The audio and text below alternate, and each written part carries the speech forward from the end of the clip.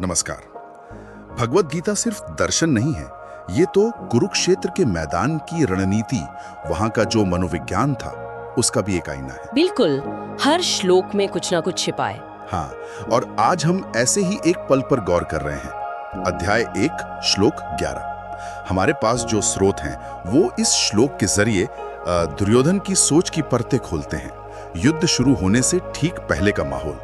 तो आज की हमारी ये चर्चा इसी पर है कि कौरव सेना का मुखिया दुर्योधन आखिर सोच क्या रहा था, उसकी प्राथमिकताएं क्या थी, खासकर जब वो अपने महारथियों को एक खास निर्देश देता है। वो श्लोक है, अय्यनेषु च सर्वेषु यथा भागम अवस्थिता भीष्ममेवाभिरक्षन्तु भवन्तः सर्व एव ही। हाँ। यानी आप सब लोग अपने अपने मोर्चों पर, अपनी जगहों पर डटे रहते हुए सब तरफ से पितामह भीष्म की ही रक्षा करें। सुनने में तो ये बड़ा सीधा सा फौजी हुक्म लगता है ना? लगता तो है, पर इसमें कई परतें छिपी हैं। सीधी सी बात है, पहली तो यही भीष्म की सुरक्षा, सबसे अहम। हाँ, वो तो है। दुर्योधन जानता था, अच्छी तरह जानता था कि भीष्म कौरवों के सबसे बड़े योद्धा हैं। अनुभव में भी, शक्ति में भी।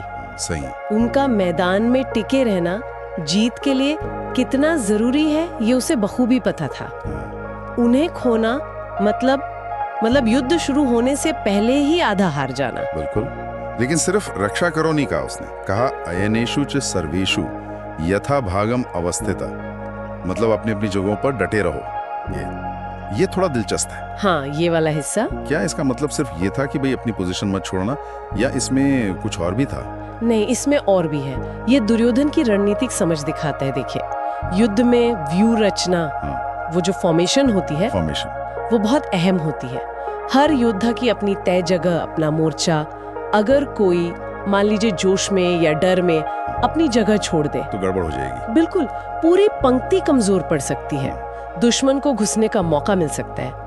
तो ये निर्देश सिर्फ भीष्म की रक्षा के लिए नहीं था। अच्छा। ये पूरी सेना के अनुशासन और वो जो संरचना है उसको बनाए रखने के लिए भी था कि हर कोई अपनी जगह पे रहे और वहीं से भीष्म की रक्षा करे, ताकि पूरी सेना मजबूत रहे। समझ गया। तो एक तीर से दो निशाने, भीष्म की सुरक्षा भी हो गई और सेना का अनुशासन भी बना रहा। लेकिन स्रोतों में एक और पहलू उभारा गया है, दुर्योधन का अंदाज। हाँ, उसका तरीका। वो ये आदेश देकर क्या सिर्फ सैन्य जरूरत पूरी कर रहा था, या इसमें कुछ कूटनीति, कुछ मनोविज्ञान भी था शामिल? हाँ, यहीं पर बात और गहरी हो जाती है। दुर्योधन को ये भी पता था कि सेना में और भी बड़े नाम हैं, द्रोणाचार्य हैं, कर्ण हैं। महारथी तो कई थे। हाँ, तो सिर्फ भीष्म पर सारा ध्यान देने से कहीं बाकी लोगों को ऐसा न लगे कि उन्हें कम आंका जा रहा है। हाँ, ये भी हो सकता है। इसलिए उसने कहा, भवंत सर्व एव ही, यानी आप सब मिलकर रक्षा करें। ये कहकर वो सबको एक सामूहिक जिम्मेदारी का एहसास दिला रहा है, टीम वर्क की बात कर रहा है। अच्छा। इससे सेना में एकता बनी रहती है और मनोबल भी बढ़ता है। और शायद सिर्फ एकता ही नहीं, हमारे स्रोत एक और संभावना की तरफ भी इशारा करते हैं। किस तरफ? कि भीष्म की रक्षा पर इतना ज्यादा जोर देना, क्या ये दुर्योधन की किसी अंदरूनी असुरक्षा को भी दिखाता है? असुरक्षा किस तरह की? देखिए, भीष्म पांडवों में पितामह भी तो थे।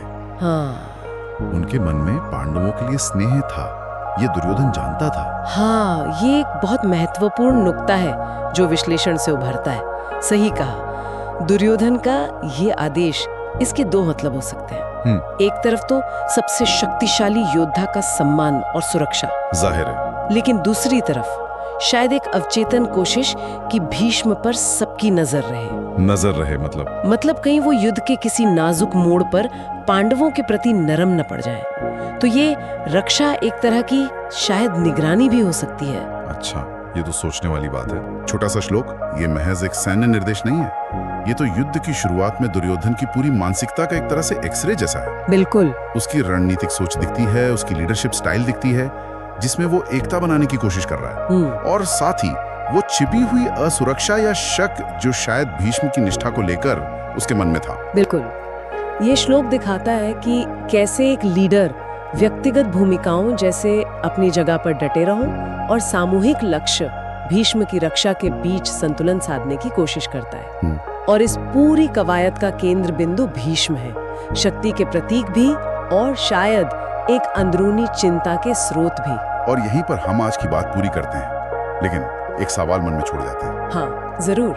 दुर्योधन का भीष्म की रक्षा पर यह असाधारण जोर, क्या ये उसकी मजबूती का संकेत था कि वो अपने सर्वश्रेष्ठ योद्धा को किसी भी कीमत पर बचाना चाहता है, या फिर ये उसकी कमजोरी का इजहार था? उसे डर था कि कहीं भीष्म उसका साथ न छोड़ दें। दिलचस्प सवाल है। एक लीडर का आत्मविश्वास और उसका डर अक्सर एक ही सिक्के के दो पहलू होते हैं ना, इस पर सोचा जा सकता है।